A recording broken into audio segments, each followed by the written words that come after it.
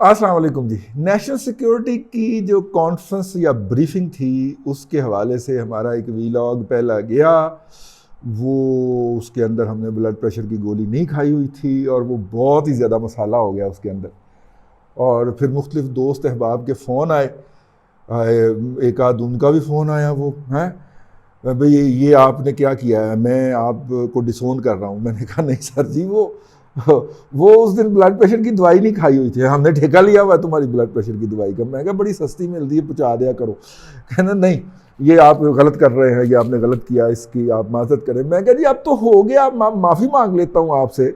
नहीं नहीं, वो लोग बड़े नाराज़ हैं इसकी बात के ऊपर, आपने कोई लगी लिपटी रखी नहीं है। मैं कहा सर आइंदा नहीं होगा।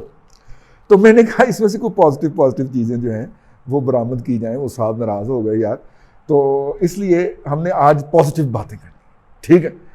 आप जैसे नेगेटिव लोग जो हैं उसमें से कोई नेगेटिव पॉइंट निकालें तो निकालें, मैंने आज पॉजिटिव बात करनी है। ये जो नेशनल सिक्योरिटी की कॉन्फ्रेंस की जो ब्रीफिंग थी, इसमें एक बात बड़ी दिलचस्प सामने नज़र आई। और वो मैं अपना जो डेली मैं डोज लेता हूँ ना सहाफ़त की, इस रीजन के मुख्तलिफ अखबारात जो है या मुख्तलिफ टेलीविज़न चैनल जो हैं या मुख्तलिफ वेबसाइट्स जो हैं, उनको मैं जाके खंगालता हूँ।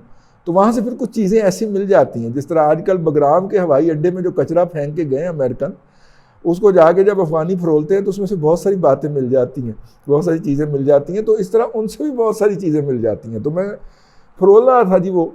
तो इंडिया जो है वो इस वक्त जो अमारात इस्लामिया अफ़गानिस्तान तालिबान आलीशान, वो भाईजान मैं एक दिन ना अमारात अफ़गानिस्तान कह बैठा था, तो उन्होंने जनाब धमकी कला दी थी मैनू इसलिए मेरा हासा निकल जाता है ये कहते हुए, अमारात इस्लामिया अफ़गानिस्तान तालिबान आलीशान, मेरा हासा इसको निकलता है, कोई गलतफहमी ना आप समझे। अच्छा, वो जो अमारात अफ़गानिस्तान है जी, तालिबान ने जनाब वो, हाँ, इंडिया का जो मीडिया है वो इस वक्त बड़ा शुभ शुभ बोल रहा है। और ख़ास तौर पे जो उनकी 5वीं पुश्त की दोगली बलागी जंग के सीनियर मुजाहिदीन जो हैं, कमांडर लेवल के लोग ना, ब्रिगेडियर लेवल के लोग जो है, वो आजकल बता रहे हैं कि देखिए तालिबान के साथ भी जो हुकूमत का जो राब्ते हैं वो कायम हैं, सरकार के राब्ते कायम हैं, और इस तरह की बातें वो करते हुए पाए जा रहे हैं, ठीक है। अब मसला ये है कि जिस तरह अफ़गानिस्तान के अंदर 3-3 साइड से इंडियन खेल रहे हैं, मसलन सोशल मीडिया जो है वो नॉर्दर्न एरिया का वो भी इंडियन चलाते हैं, अपनी हुकूमत का भी वही चलाते हैं, और कुछ और भी फोर्सेस हैं वहाँ पे, हाँ, जिनका आउटसोर्स उन्हें हुआ है। तो तीनों ज़राए से जब आपको एक ही बयानिया सुनाई देता है तो आप समझते हैं कि शायद कुल्लोहुम अफ़गानिस्तान की यही सूरत हाल है, जो कि बेसिकली नहीं है, एक परसेप्शन क्रिएट किया जा रहा होता है। तो अब वो इतना गाढ़ा परसेप्शन क्रिएट कर दिया गया है कि उससे बैकआउट करते हुए या उससे रिट्रीव करते हुए या उससे पीछे आते हुए भी बड़ी तकलीफ़ हो रही है।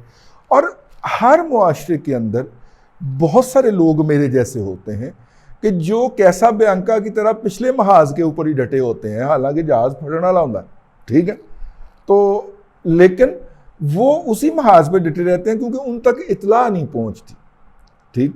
अफ़गानी बड़े चालाक हैं, उन तक इत्तला ना पहुंचे तो वो सरेंडर कर जाते हैं। लेकिन ये जो होते हैं ना जी, कैसा बलैंका टाइप के लोग या कैसा बियांका टाइप के, तो वो हमने 7वीं जमात में एक अंग्रेज़ी की नज़म पढ़ी थी, अगर आपने भी पढ़ी हो तो वो कैसा बियांका जो है जी वो डटे होते हैं। तो वो डटे होते हैं तो फिर सानू आगे गाला काट दें हैं और हमें आके जनाब तालिबान का एजेंट करार देते हैं। अब जर्नलिस्ट का काम खबर देना है, हम आपके भारतीय मीडिया में से ही खबर उठा के जो आपके सिक्का बंद जो है वो सरकार के गैर सरकारी तर्जुमान हैं, ये जो दफ्तर खारजा के भोंपू हैं, या जो वहाँ की 5वीं पुश्त की दोगली अबलागी जंग के जो हैं वो सूरमा हैं, उनकी ही वीलॉग्स और उनकी ही खबरें पढ़ के या उनके ही लिए गए इंटरव्यू सुन के हम ये आपकी खिदमत में लेके हाज़िर हो रहे होते हैं। बहरहाल जी, इंडियन जो हैं वो बड़े जाके वहाँ पे सब्र शुक्र का इजहार कर रहे हैं कि नहीं हमारे राब्ते बहाल हो गए हैं और तालिबान ने हमें ये यकीन दहानियाँ करवा दी हैं। अच्छा, उससे पहले अब इधर इस साइड पे आ जाइए। उससे पहले पाकिस्तान में 5वीं पुश्त की दोगली अबलागी जंग के मुजाहिदीन जो थे, उनके यहाँ तो सफ़े मातम बिछी हुई थी कि वो जी इंडिया जो था वो तालिबान को ले गया। जैसे तालिबान एक बहुत ही कमसिन दोशीज़ा है जिसको जो है वो शाहरुख खान जो है इंडियन, वो बातों में लगा के अपने साथ अगवा करके ले गया, इस तरह की मची हुई थी। लेकिन ये जो नेशनल इस तरह की ना अंधी मची हुई थी, इस तरह की हाहाकार मची हुई थी, बहुत सारे वीलाग हो गया क्योंकि टीवी के अंदर से आपा पड़ गया कि तालिबान के साथ जो है वो अजीत देओल की मुलाकात कैसे हो गई और भारत के जो हैं वो मुख्यमंत्री और पता नहीं कौन सा मंत्री होता है जी, हाँ, खारजा मंत्री की मुलाकात कैसे हो गई। तो ये अभी बात जो थी फिजाओं में ही थी कि पाकिस्तान में नेशनल सिक्योरिटी काउंसिल कमेटी की ब्रीफिंग हो गई। उस ब्रीफिंग के अंदर इस अमर के ऊपर बहुत सद शुक्र इजहार किया गया और सजदा शुक्र बचा लाया गया कि जनाब बस तालिबान इंडिया के हाथ में जाने ही लगे थे, फिसलने ही लगे थे, हैं ऐसे स्लिपी होने लगे थे, लेकिन हमने फिर पूरा घेरा डाल के तो उसे अनडू कर दिया।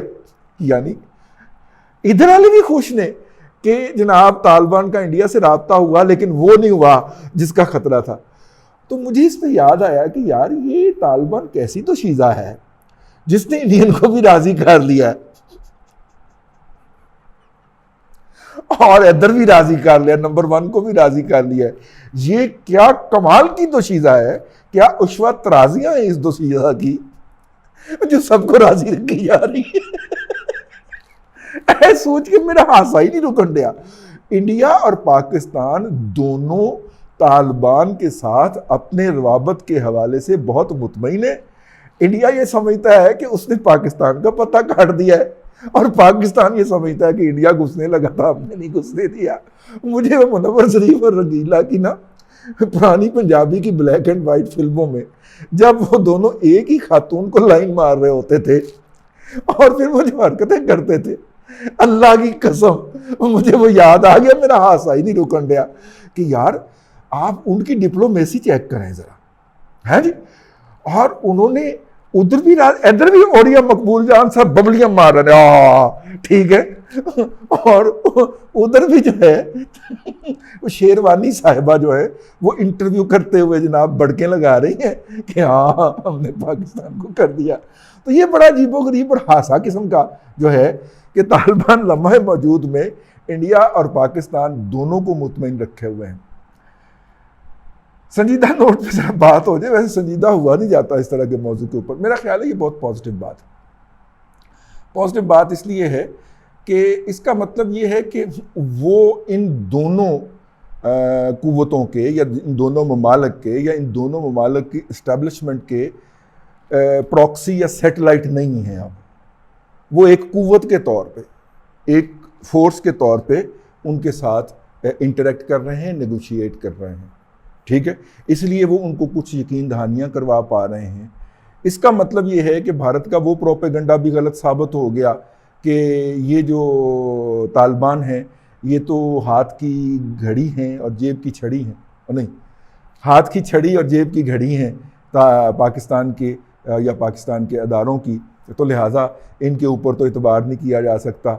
ये प्रोपेगेंडा भी डिसमेंटल हो गया। अब उनके जो है ना चमुना जात, वो इंडियन चमुना जात जो है वो भी इस प्रोपेगेंडे को ड्रॉप कर दें। ये ख़त्म कर दिया आपकी इस्टेब्लिशमेंट ने। उनसे पूछ लो भाई साहब से, नई हदायत ले लो, ठीक है।